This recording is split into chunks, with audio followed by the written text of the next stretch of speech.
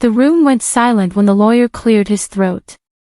"I regret to inform you," he said, eyes flicking toward me, "that according to Mr. Morgan's final will, the estate is to be divided between Evelyn and Aaron." My breath caught. "I'm sorry, what?" He didn't look up. "Your father left you nothing, Mrs. Morgan." Aaron smirked from across the table. My mother sat tall beside him, her pearl necklace catching the light, eyes cold as ice. "You made your choice," she said. "Now live with it." It felt like someone had poured boiling water over my chest. I wanted to scream, but I couldn't move. Marcus's hand found mine under the table, steady, warm. I heard the lawyer shuffle papers, sealing the betrayal with his quiet efficiency. My name erased, like I'd never existed. When it was over, I walked out without a word. Cameras flashed outside the law office, local press, invited by my brother for his new family foundation. Standing there, I thought, so this is how it feels to be erased by the people who raised you. My name is Kate Morgan, and that day, my family taught me what hate disguised as love really looks like. Marcus drove in silence, the rain smearing the city lights against the windshield. My reflection stared back, pale and trembling. "They actually did it," I whispered. "They cut me out completely." He tightened his grip on the steering wheel. "You don't need them, Katie." A broken laugh escaped me. "It's not about the money. It's the way she said it. Like I was filth." He reached over, brushing away a tear with his thumb. "You're worth more than anything they could give." But my chest ached. Not because I'd lost an inheritance, but because I'd lost a father who once called me his favorite girl. The city stretched ahead, glowing and heartless. I closed my eyes and remembered the day my father died, Evelyn weeping beside his hospital bed, Aaron whispering about responsibility and legacy. I'd thought we'd grieve together. Instead, they were already rewriting history, pushing me out one signature at a time. That night, Marcus held me until the tears ran dry. I promised myself I'd never go near them again. I didn't know then that time, and karma had other plans. I met Marcus 5 years earlier, at a property auction in downtown Chicago. He'd outbid everyone in the room for a crumbling duplex that no one wanted. "Everyone sees a mess," he told me afterward, smiling. "I see potential." That's what drew me in, his quiet certainty, the way he made broken things sound hopeful. My parents didn't see that. The first time they met him, my mother didn't even shake his hand. "An investor?" she'd said, looking him up and down. "How interesting." It was the same tone she used for people she wanted gone. At dinner, my father tried to soften things, but when Marcus reached for my hand, Evelyn's lips tightened. "Don't make life harder for yourself, Catherine," she said. I'd brushed it off back then, believing love could melt prejudice. But even love has to fight to breathe in a room full of poison. The night Marcus proposed, I knew the price I'd pay. My mother refused to attend the wedding. Aaron sent a text, "Hope it's worth it." And it was. Until my father's death reopened every wound, and showed me just how deep their hate ran. We built our lives quietly, away from their disapproval. Marcus started small, buying, renovating, and reselling. I handled listings, paperwork, client meetings. We were partners in every sense. I still remember our first sold property, a tired brick duplex turned into something beautiful. We celebrated with pizza and cheap champagne on the floor of our empty living room. He said, "One day, we'll own this whole block." And I believed him. Years passed. Our portfolio grew, our circle expanded, but never enough to erase Evelyn's voice in the back of my mind. Every family holiday I wasn't invited to. Every headline about Aaron's company, carrying the Morgan legacy. Still, I stayed quiet. I told myself peace was better than proving anything. Then one afternoon, as I scrolled through business news, I saw a photo of Aaron shaking hands with a developer I knew. The caption read, "Morgan Development Partners with Landmark Properties." I knew that name. Landmark was one of Marcus's biggest acquisitions. My husband, unknowingly, had just entered business with the same brother who'd erased me. And the universe, it seemed, was setting the stage for something poetic. When Marcus came home that night, I told him what I'd seen. He froze mid-step. "Aaron Morgan. That's your brother's firm?" "Yes," I said quietly. "You just signed a deal with them." He sat down, exhaling hard. "Katie. I swear I didn't know." "I know you didn't," I said. "But maybe this is fate." He frowned. "Fate?" I met his eyes. "They took everything from me. Maybe it's time they see what I've built." He looked at me for a long time. "What are you thinking?" "I'm thinking we don't do anything rash," I said. "We let time work. Let them come to us." Marcus studied me, a hint of surprise in his gaze. "You sure you want to open that door again?" I smiled faintly, though my stomach churned. "They opened it when they cut me out." Outside, the Chicago skyline shimmered against the dark. Somewhere among those lights, the Morgans still believed they were untouchable. But the truth was, the foundation beneath them had already begun to crack, and I was about to learn how sweet patience could taste. Aaron didn't recognize me at first. It was a month later, at a downtown networking gala. Marcus and I had just closed another property deal, and the Landmark executives insisted we attend. The ballroom shimmered with gold chandeliers and polished ambition. When I turned, I saw him, my brother, older now, his arrogance sharpened with money. "Marcus," he said, clapping him on the back. Then his eyes drifted toward me, pausing. "Kate." I smiled, cool and composed. "Hello, Aaron." His jaw tightened. "Didn't know you were involved in real estate." "Surprised?" I said lightly. "Marcus and I run our own firm now. We partner with Landmark." His eyes flickered, calculating. "Ah. So, you're working for us?" "No," Marcus interjected, voice firm. "With you." Aaron's smirk twitched, just slightly. And in that second, I saw something crack behind his eyes, a flicker of insecurity. Later that night, as Marcus and I left, I caught Aaron watching us. Not with curiosity, with envy. And that's when I realized, my revenge wouldn't come through fire or fury.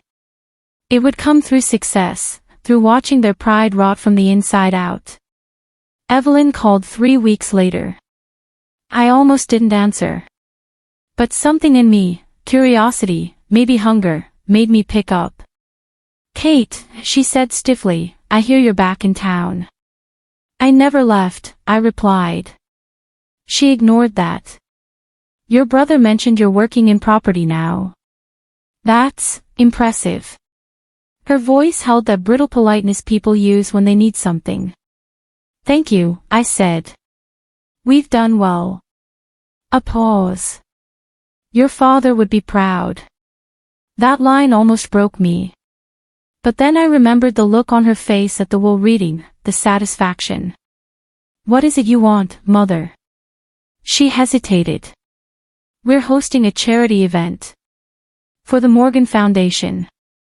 Aaron thought it might be nice if you attended. To show the family united." I let the silence stretch. "Of course," I said finally. "We'll be there." When I hung up, Marcus raised a brow. "You sure?" I smiled, heart steady. "Absolutely. Let's show them what they threw away." The gala was a performance of wealth, crystal chandeliers, manicured smiles, and the faint perfume of hypocrisy. Evelyn wore diamonds. Aaron strutted like he'd invented success. But when Marcus and I walked in, the room shifted. People noticed us. "Kate," Evelyn said, forced warmth dripping from every syllable. "You look radiant." Marcus shook Aaron's hand, firm and unflinching. "Glad to finally meet the man behind Landmark." Aaron grinned, fake. "Always happy to collaborate. You two must be doing moderately well." Moderately. That word stuck to me like oil. But by the end of the night, it was our names people whispered. Our deals they asked about. And when a local investor mentioned our firm's upcoming downtown renovation, Aaron's smile faltered. On the way home, Marcus laughed. "You enjoyed that, didn't you?" I looked out the window, city lights flickering like embers. "It's not enjoyment," I said softly. "It's balance restoring itself." Aaron's downfall didn't begin with a crash. It began with an offer. A month after the gala, he called Marcus personally. "Let's expand the partnership," he said. "We can dominate the Chicago property scene together." Marcus was cautious, but I insisted. "Say yes," I told him. "Let him think he's in control." So we agreed. We let Aaron step deeper into our world, projects, accounts, contracts. I kept the numbers immaculate, the reports flawless. But I also knew where his pride would trip him. Aaron started shifting funds, manipulating deals, trying to outsmart Marcus behind the scenes. He didn't know I'd noticed. He didn't know I'd been quietly collecting everything, every email, every forged signature, every private message. Marcus worried. "Katie, what if this explodes?" I met his eyes. "That's the point." The day the first scandal broke, I was having coffee with Evelyn. She was mid-sentence, something about legacy, when her phone buzzed. Her smile froze. "Oh, dear God," she murmured, scrolling fast. Across the screen, headlines bloomed. Morgan Development under investigation for financial misconduct. Landmark partnership on hold pending audit. Her hand trembled slightly. "Your brother," he said the accounts were in order. I sipped my coffee, calm. Maybe he trusted the wrong people. Evelyn looked up at me, suspicion dawning like a shadow. "You knew something, didn't you?" I smiled faintly. "Mother, you raised me to recognize deceit." As I stood to leave, her voice followed me, sharp, breaking. "Catherine." I turned, meeting her gaze. "You once told me I wasn't family anymore," I said quietly. "I just started believing you." Outside, the autumn wind felt lighter. And for the first time in years, I didn't feel cut out. I felt free. 2 weeks later, the news had spread like wildfire. Landmark's name was everywhere, TV panels, online forums, whispered in every business lunch in Chicago. Aaron tried to appear unshaken, telling journalists it was all a misunderstanding. But investors weren't buying it. Marcus and I stayed quiet, professional, detached. That's what made it sting more. One afternoon, Aaron showed up at my office unannounced. His eyes were bloodshot, his confidence crumbling. "You could have warned me," he hissed. "I did," I said evenly. "Years ago, when you laughed at me for trusting someone you wouldn't approve of." His nostrils flared. "You think you're better than me?" I didn't answer. Because I didn't have to. Outside my glass office, our employees were watching, subtly, but watching. Aaron noticed too. His power wasn't just slipping. It was evaporating. Evelyn called that night. Her tone had changed. "Kate, sweetheart, I think we should have dinner, just family." "Family?" I repeated softly. "You mean you, me, and the brother who sold my name for pity?" A pause. "He's still your blood." "No," I said. Blood's just biology. Loyalty is what makes a family.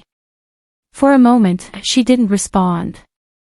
Then, quietly, your father always said you had his spine. Something in me cracked, just for a second.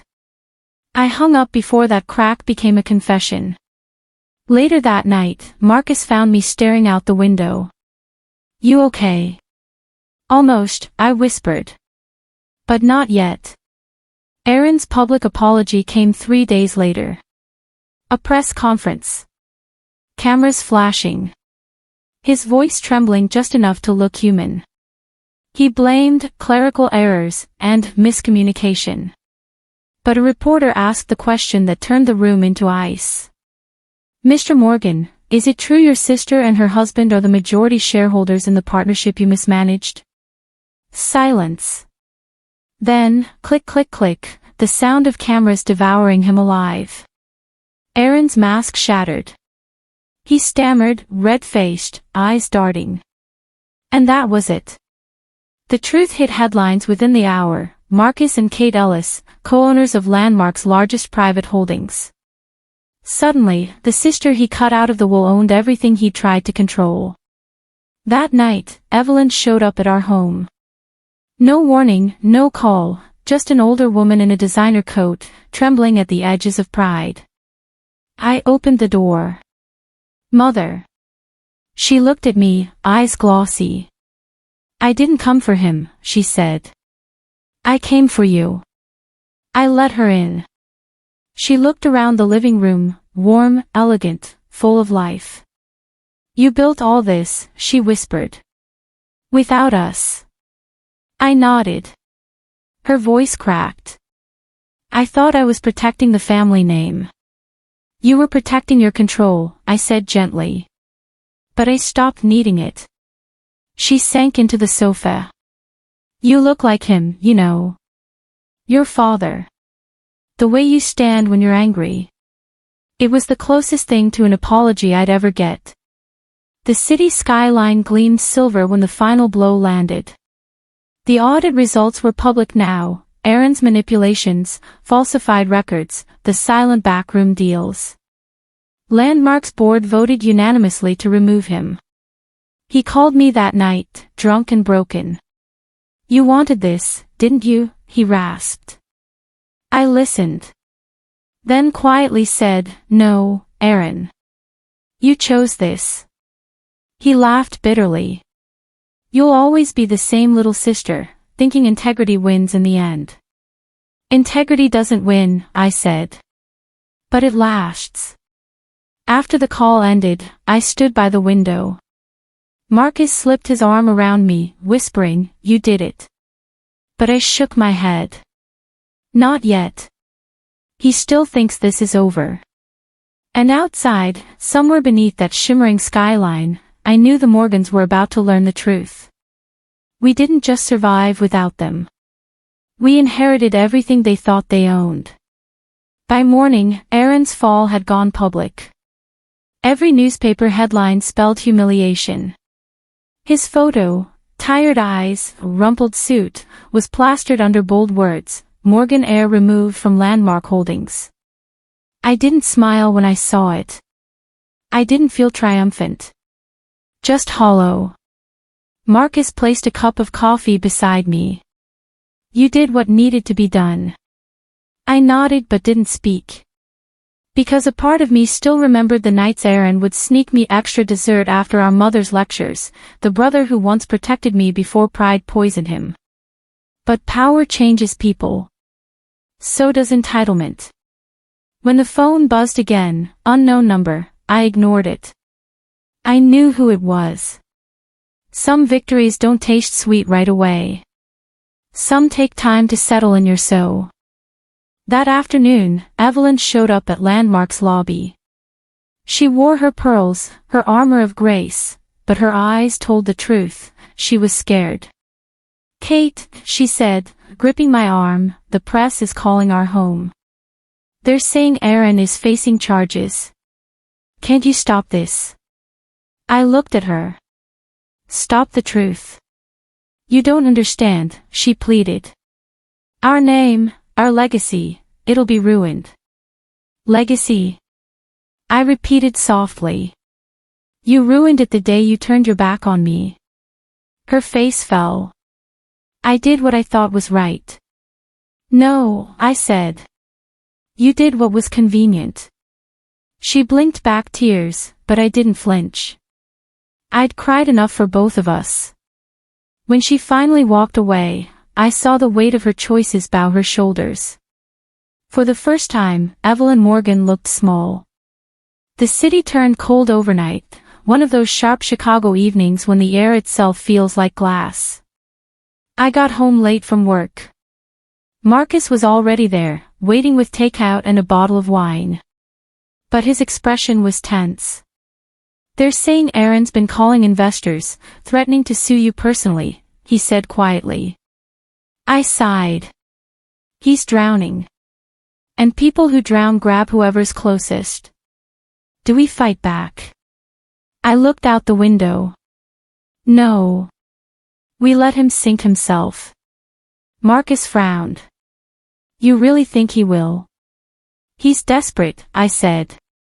Desperate men don't fall, they collapse. Somewhere, I could almost hear my brother's voice echoing through that cold city air. He'd always said I was too emotional for business. But emotion was exactly what made me dangerous. 2 days later, the board called me in. They wanted me to take temporary leadership over Aaron's former division until they restructured. It should have been a dream come true, recognition, authority, a full-circle victory. But when I walked into Aaron's old office, I froze. His mug was still on the desk. A family photo faced the window, our parents, him, me. I hadn't seen that picture in years. Marcus joined me quietly. You okay? I don't know, I said. I thought revenge would feel clearer. He smiled softly. Revenge rarely does. But justice. That's cleaner. I picked up the mug, turned it in my hand, and whispered, then let this be justice. Outside, snow began to fall, quiet, relentless, and pure. The next week, Evelyn invited me again. This time, I went. Her home looked smaller somehow. The portraits, the polished silver, all felt outdated. She poured tea with trembling hands. Aaron's disappeared. He's not answering calls. I said nothing. She sighed. Maybe this is what we deserve. I looked up. Deserve? For what we did to you, she whispered.